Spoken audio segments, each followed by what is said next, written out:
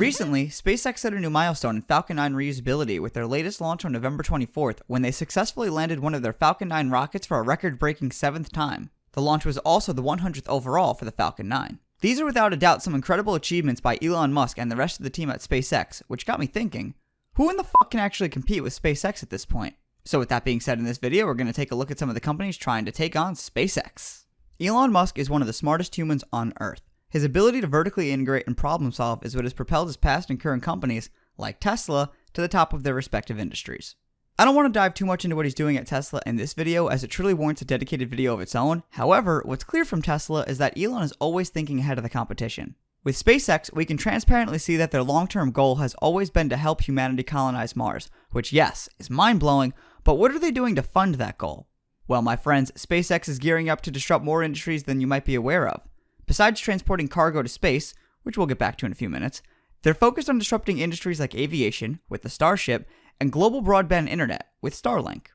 Let's first talk about their plan to disrupt aviation. Elon has made clear his plans to use their Starship rocket to dramatically change inter-Earth travel. Well, what does that actually mean?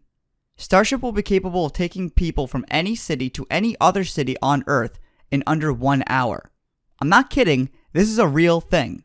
Considering a flight from New York to Sydney takes about 19.5 hours, it's remarkable that Starship will be able to complete the same journey again in less than an hour's time. Now you might be thinking this is only going to be for the rich business executives that have deep pockets and a need for fast transportation. However, when Elon unveiled the first version of Starship, dubbed BFR back in 2017, he explained that the cost per seat for an inter-Earth flight should be about the same as a full fare economy seat. So how much is that, you might be asking? Well, let's take the New York to London route, which SpaceX says should take a half hour versus over 6 hours. In 2017, an economy seat on a flight from Heathrow to JFK cost $1,500 and $11,000 for a first-class ticket. If these estimates are correct, then SpaceX has a major opportunity here to steal a lot of the market share away from traditional airline companies who simply can't offer a competitive experience for the price that they're charging. I don't know, but all I could say is that if I was the airline companies, I'd be pretty concerned right now.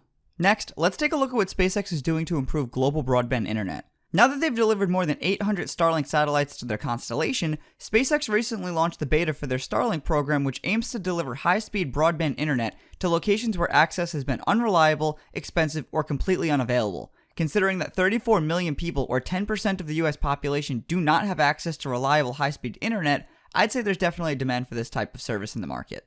That's why back in July, Starlink competitor OneWeb received a $1 billion rescue bid from the UK government and an Indian telecoms conglomerate to save it from Chapter 11 bankruptcy. That same month, Amazon got approval from the FCC to start building its internet constellation named Kuiper. What's interesting though is Jeff Bezos, CEO of Amazon, is also the owner of a rocket company called Blue Origin.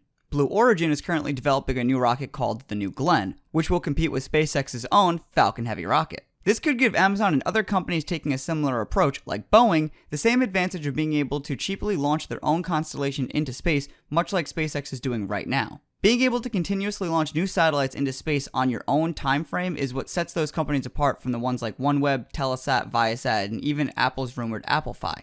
While competition is great, I'd like to once again point out that SpaceX has already begun rolling out their beta in parts of the US and plans to expand globally in 2021, while their competitors, well, let's just say they aren't nearly that ready yet. Lastly, but certainly not least, let's talk about bringing cargo to LEO, or Low Earth Orbit.